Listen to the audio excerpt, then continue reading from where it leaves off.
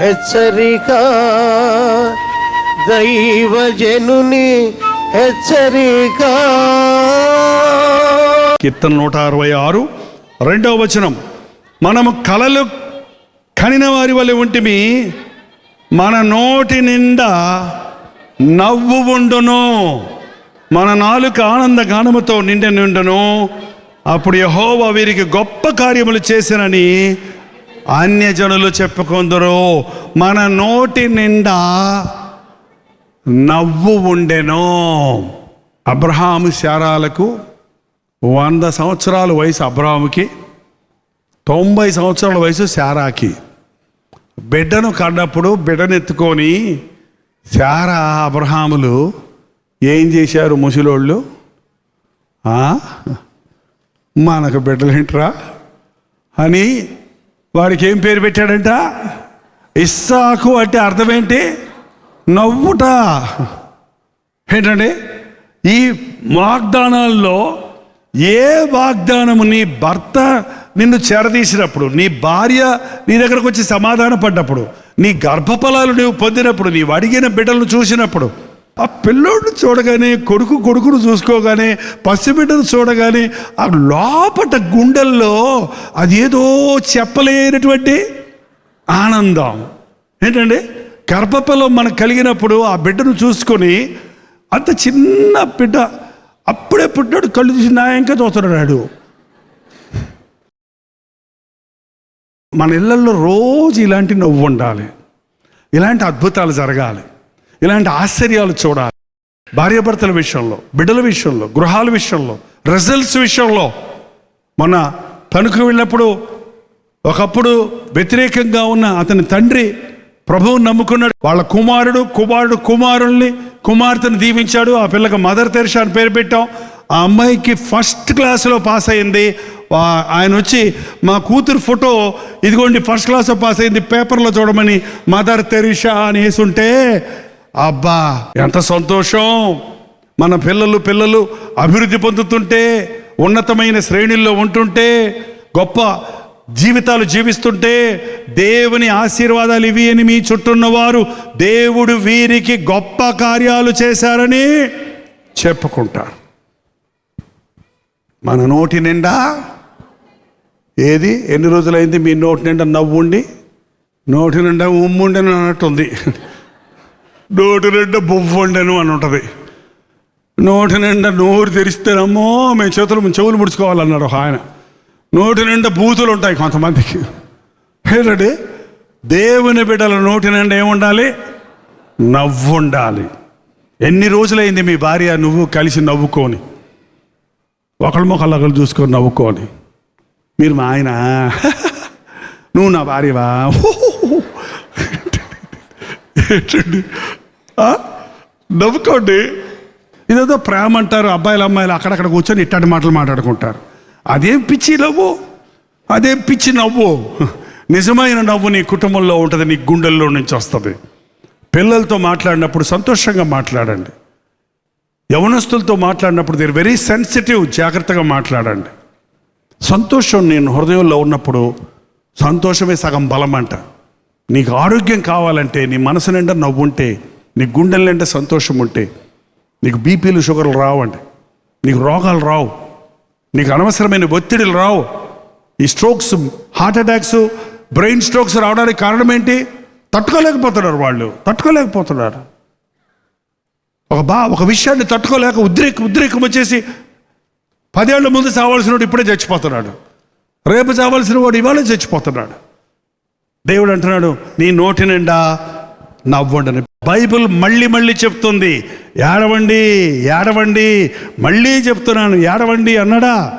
ఆనందించండి. మరల చెప్పుదును ప్రభువునందు ఆనందించండి.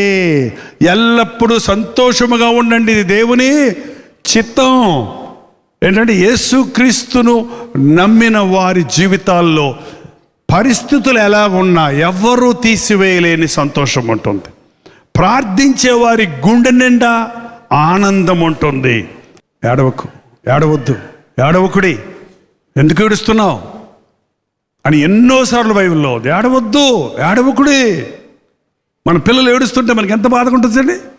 ఏడవద్దమ్మా అంటమ్మా.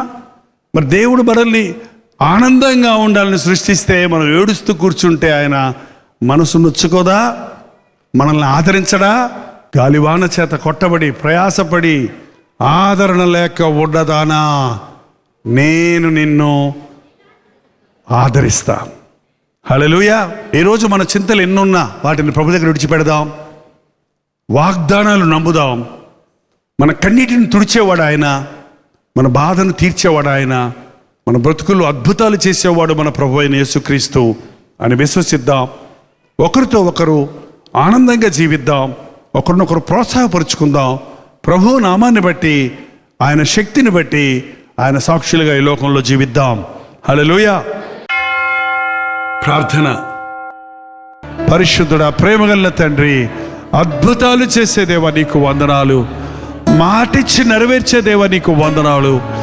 ఈరోజు నీ సన్నిధిలో కూడి వచ్చిన మేమందరము ఈ యెషయా గ్రంథము 54వ అధ్యాయంలో ఉన్న ఈ వాగ్దానాలన్నీ నమ్ముచున్నాము నాయన. ఇవి మా పట్ల ఒక్కొక్కటి నెరవేరాలని వేడుకుంటున్నాం తండ్రి.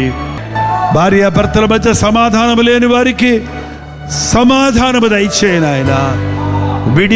విరిగిపోయిన కుటుంబాలను కట్టునైనా, చెడిపోయిన ఇష్టానుసారంగా తిరుగుతున్న కుమారులు కుమార్తెలు తిరిగి వచ్చి తల్లిదండ్రులతో సమాధాన పడడానికి, వారి జీవితాలు మార్చుకొని ప్రభు బిడ్డలుగా బ్రతకడానికి మా యవ్వనస్తురాలను దర్శించయ్యా. మా బ్రతుకుల్లో ఉన్న చెడుగు తీసివేయి. మీ ఆశీర్వాదాలకు ఆటంకంగా ఉన్న ప్రతి విధమైన నీకు ఇష్టము లేని ఆలోచనల నుండి మమ్మల్ని విడిపించు నాయన. నీకు ఇష్టం లేని పథకాల నుండి మమ్మల్ని విరమింపజేసి చేయము తండ్రి. నీకు ఇష్టం లేని ప్రణాళికల్లో నుంచి మమ్మల్ని తప్పించి నీ స్వచ్ఛమైన ప్రణాళికలు మమ్మల్ని పెట్టయ్యా. మా కుటుంబాలను కట్టయ్యా. యేసు క్రీస్తు నామములో అడుగుచున్నాము తండ్రి. మన తండ్రి అయిన దేవుని యొక్క ప్రేమయు, కుమారుడైన క్రీస్తు యొక్క కృపయు, ఆదరణకర్త అయిన పరిశుద్ధాత్మ యొక్క సహవాసము కుడి వచ్చిన మనందరికీ ఇప్పుడున్న సదాకాలము తోడై ఉండును గాక. ఆమేన్, ఆమేన్, ఆమేన్.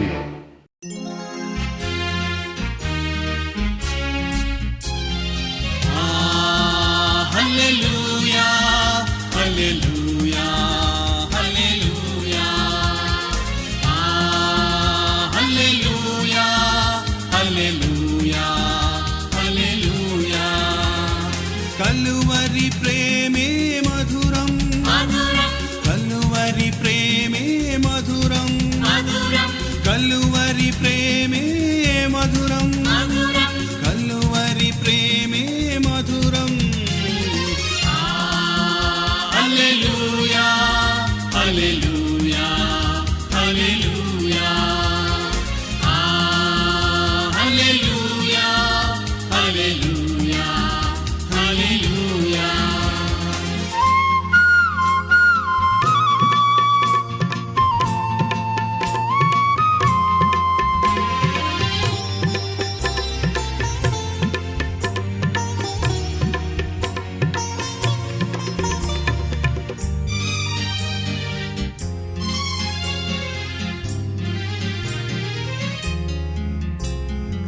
సిలువపైన విలువ త్యాగం చేసినావుగా,